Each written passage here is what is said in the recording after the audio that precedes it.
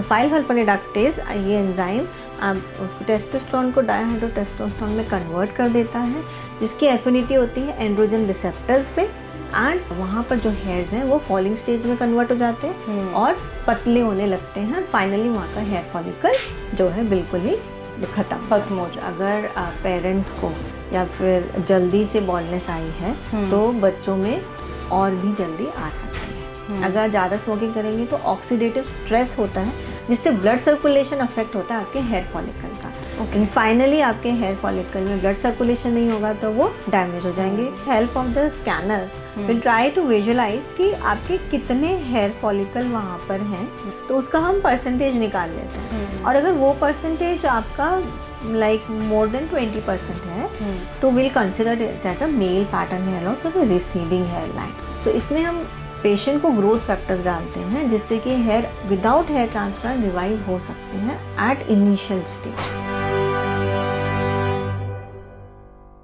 नमस्कार, आप सभी का बेहद स्वागत है नेशनल खबर के खास प्रोग्राम में। और कई बार हम ये देखते हैं कि जो युवा बच्चे हैं जो 20 से 25 साल की उम्र में होते हैं उनके हेयरलाइंस पीछे जाने लग जाती है, और इसकी वजह से जो मेजर चेंज उनकी ज़िंदगी में आता है वो है उनके कॉन्फिडेंस का लूज़ होना।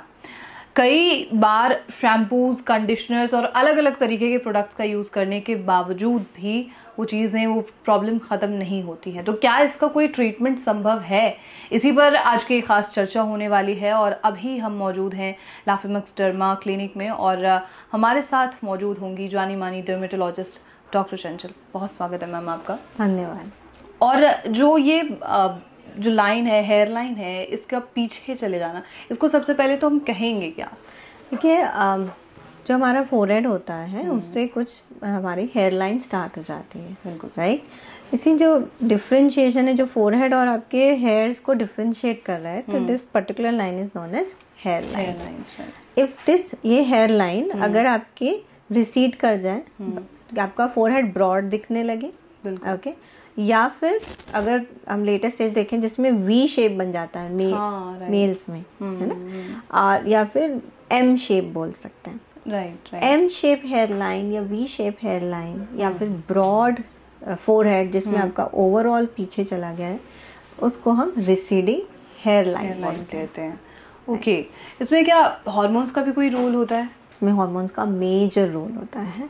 एंड आजकल सभी पढ़ते हैं कि डायहाइड्रोटेस्टोस्टेरोन। जी जी जी। राइट। जो हमारे फ्रंटल हेयर होते हैं उसमें रिसेप्टर्स होते हैं, एंड्रोजन रिसेप्टर्स। ओके। लेकिन ऐसा नहीं है कि सिर्फ वो आगे वाले बालों में ही होते हैं, वो आपके पूरे हेयर्स में होते हैं।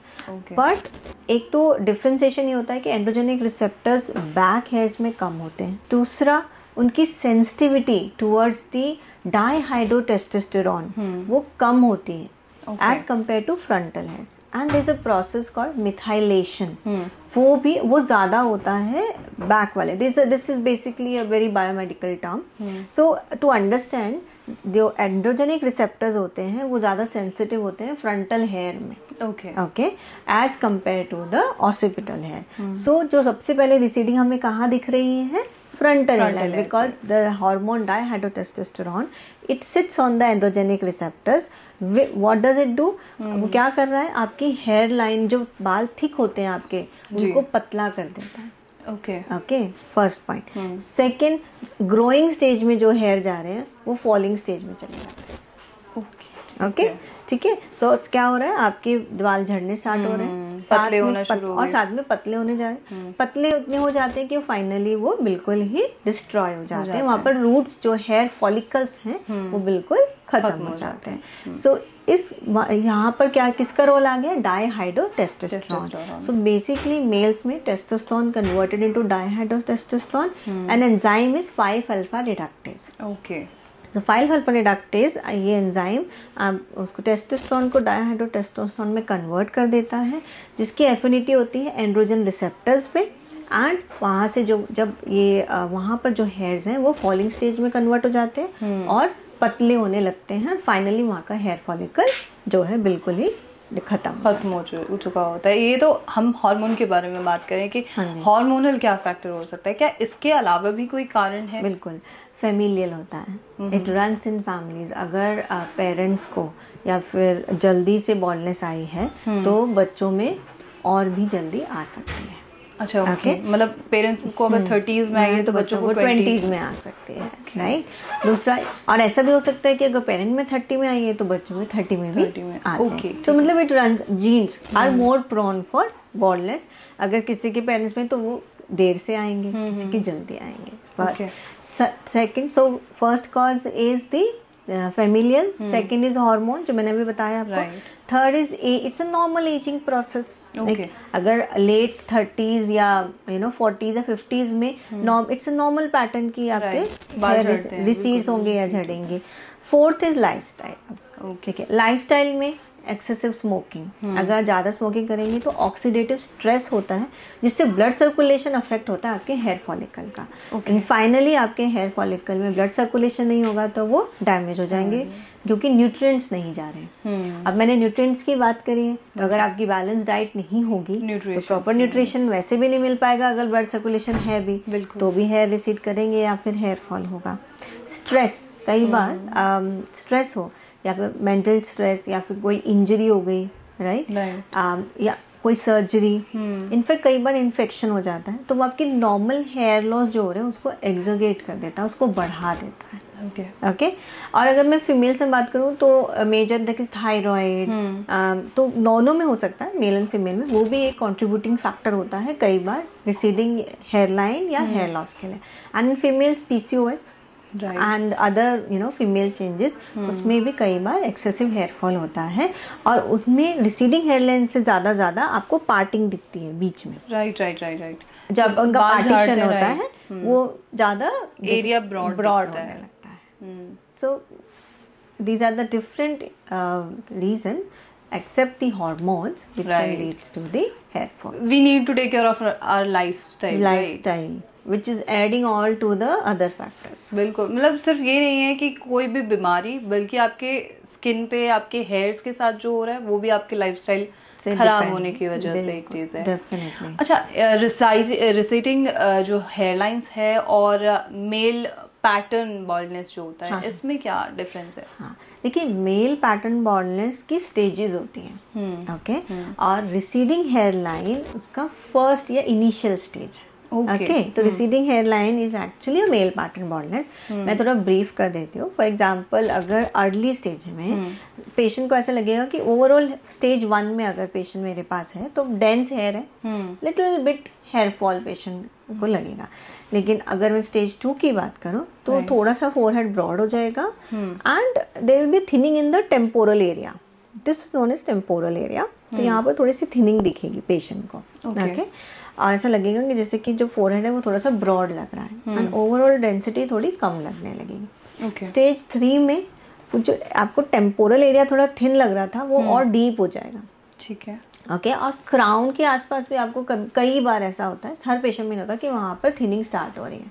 अच्छा, स्टेज 4 में डीपनिंग बढ़ जाती है, वो जैसे मैंने बोला था आपको M शेप या V शेप बन जाता है। Right. M shape, V shape, U shape, they different name are suggested to it, which is known as receding hair line. Okay, just आपको स्टेज 3-4 में बहुत ज्यादा हो जाती है। प्लस क्राउन में भी बोलते हैं ना कई बार चांद बन गया पीछे से ना, बिल्कुल वैसे बन जाता है। राइट। अगर मैं स्टेज 5 की बात करूँ तो ऑलमोस्ट जो पीछे से भी बाल जा रहे हैं और आगे से भी जा रहे हैं, तो एक थिन लाइन रह जाती है बस इन स्टेज 5। और स्टेज 6 में क्या होता है कि वो पूरा ही मर्ज हो गया और एक हॉर्स शू ऐसे बाल रह जाते हैं, उसको हम बोलते हैं पीछे की साइड रह जाता है। हाँ, उसको बोलते हैं हॉर्स शू शेप।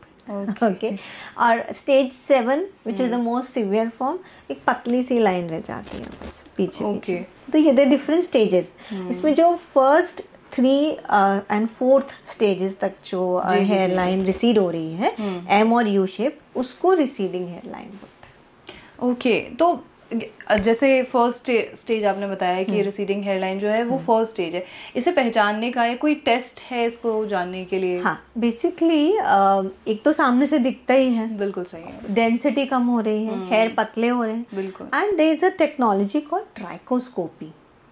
ओके, जिसमें हम क्या करते हैं, with the help of the scanner will try to visualise कि आपके कितने हेयर फॉलिकल वहाँ पर हैं और कितने टर्मिनल हेयर्स हैं। टर्मिनल मीन्स कितने थिक हेयर्स हैं और कितने पतले हो रहे हैं, तो उसका हम परसेंटेज निकाल लेते हैं। और अगर वो परसेंटेज आपका लाइक मोर देन 20% है तो will consider it as a male pattern hair loss और रिसीडिंग हेयर लाइन।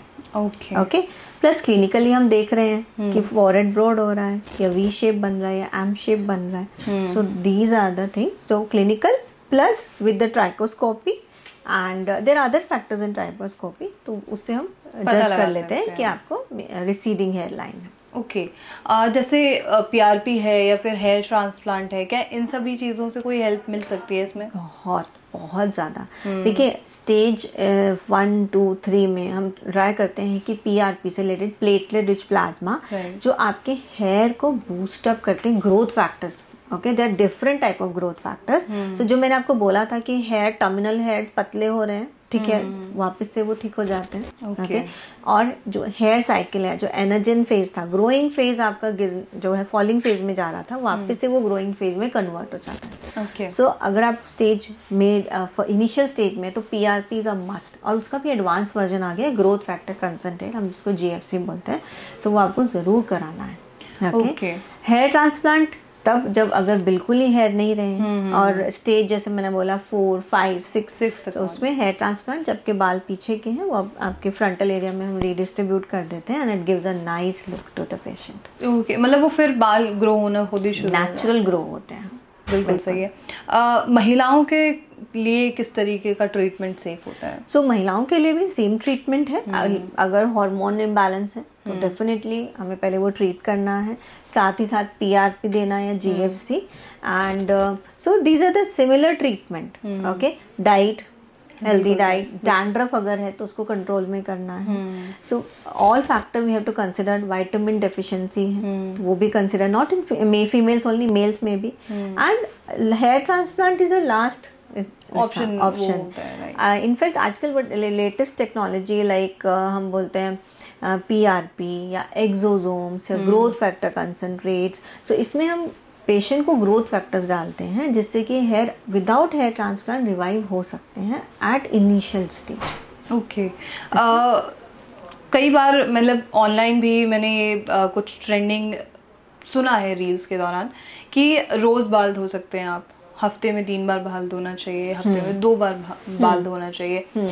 एक तो सबसे पहला सवाल है हफ्ते में कितनी बार बाल धोना चाहिए? उसके बाद क्या अगर रोज रेगुलर हम हेयर वॉश करते हैं तो क्या उससे भी हेयर लॉस या पैटर्न हेयर लॉस या इस तरीके के कोई इशू आता है? बिल्कुल, देखिए हफ्ते में प्रोटोकॉल है, हफ्ते में 2 बार बाल धोने चाहिए। लेकिन कई बार अगर आपकी स्कैल्प में डैंड्रफ है तो वो हफ्ते में 2 बार धोने से क्लीन नहीं होता। तो फिर मैं पेशेंट को सजेस्ट करती हूँ कि आप ऑल्टरनेट डे वॉश कर सकते हैं। अगर आपको डैंड्रफ नहीं है तो आप हफ्ते में 2 बार धोएंगे। फिर आता है, अब लोग जिम जाते हैं, बिल्कुल डेली जिम जा रहे हैं, डेली स्वेटिंग हो रही है, या फिर आप डस्टी एरिया में गए हैं और आज ही हेड वॉश लिया है तो आप कल ले सकते हैं, ऐसा नहीं है।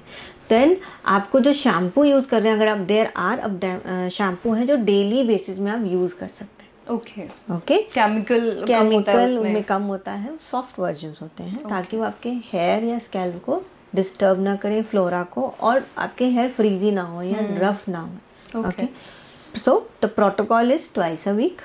ओके, हफ्ते में 2 बार धोने चाहिए। लेकिन अगर आपको डैंड्रफ है, अगर वो हफ्ते में 2 बार से नहीं हो रहे तो आप ऑल्टरनेट डे धोएं। पर आपकी अगर एक्टिविटी ऐसी है जिसमें आपके हेयर जो है डेली स्वेटिंग हो रही है तो use a mild shampoo as an everyday shampoo. मेरा आखिरी सवाल आपसे और होगा डॉक्टर चंचल कि डॉक्टर से मुलाकात करने की कौन सी तारीख होनी चाहिए, यानी कि मतलब सही समय कौन सा है?